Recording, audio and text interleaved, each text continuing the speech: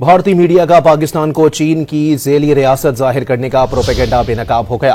भारत अबलागी महाज पर पाकिस्तान को चीन की ज़ेर ताबे रियासत के तौर पर पेश करने लगा। These border tensions, in fact, erupted.